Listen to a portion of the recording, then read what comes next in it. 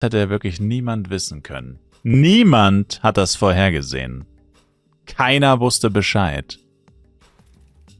Es war absolut unmöglich zu gewinnen, zu sehen, wer das Ding gewinnen oder verlieren würde. Niemand hatte Astral auf dem Schirm. Das war der komplette Underdog.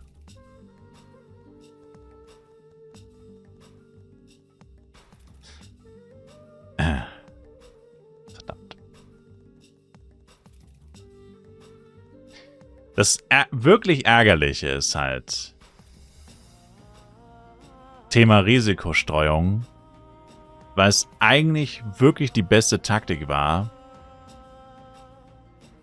weil jetzt nicht zwingend jedes Team, also gewonnen und verloren im Finale oder in den Zweit- und Dritter-Platz-Matches und so, war gar nicht so wichtig.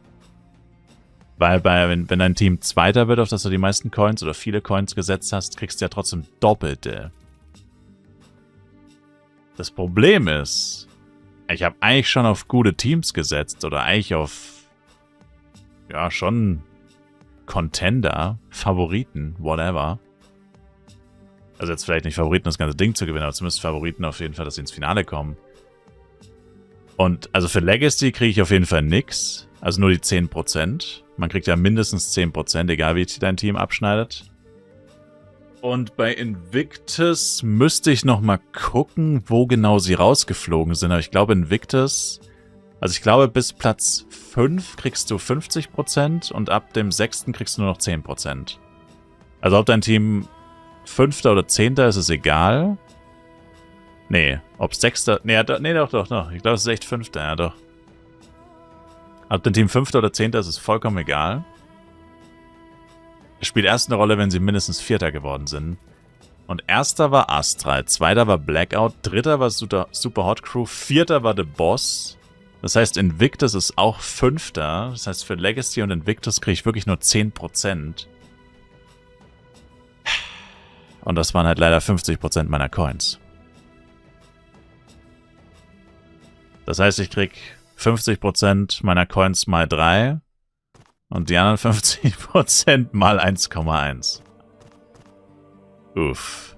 Und insgesamt, wie viele Coins hatte ich, weiß ich nicht. Keine Ahnung. Schätze mal so um die 150.000. Also müssten es nach Adam Riese so... Ist echt schwer zu sagen. Auf jeden Fall über 200.000. Irgendwas zwischen 200.000 und 300.000, schätze ich mal. Oder vielleicht hatte ich auch keine 150.000. Vielleicht waren es doch ein bisschen weniger. Aber es müssten eigentlich schon über 200.000 sein.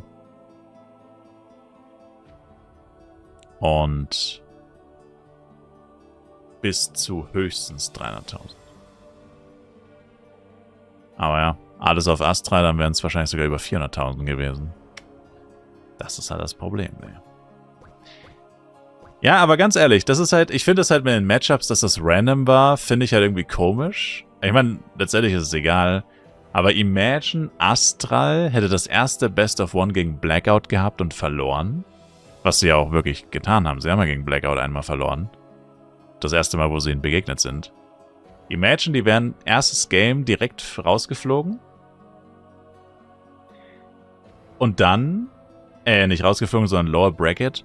Und hätten dann 6 Matches in Lower Bracket spielen müssen. 5 Best of Ones und ein Best of 3. Die Wahrscheinlichkeit, dass sie da rausgeflogen wären, wäre deutlich höher gewesen. Weil du dann auch ein ganz anderes Mindset hast und so. Und das ja schon eine Rolle spielt. Hat ja MK auch ein paar Mal gesagt, dass das eine Rolle spielt. Wenn du hinten bist oder so. Oder wenn du weißt, du fliegst raus, wenn du jetzt verlierst. Und das dann 5 Mal. Also... Hätte auch passieren können. Wusste keiner. Und Mann, wäre dann das Gejammer groß gewesen. Imagine, Astral würde nur 1,1 Punkte geben. Wie die Leute sich dann aufgeregt hätten. Die Leute hätten Schiebung gerufen.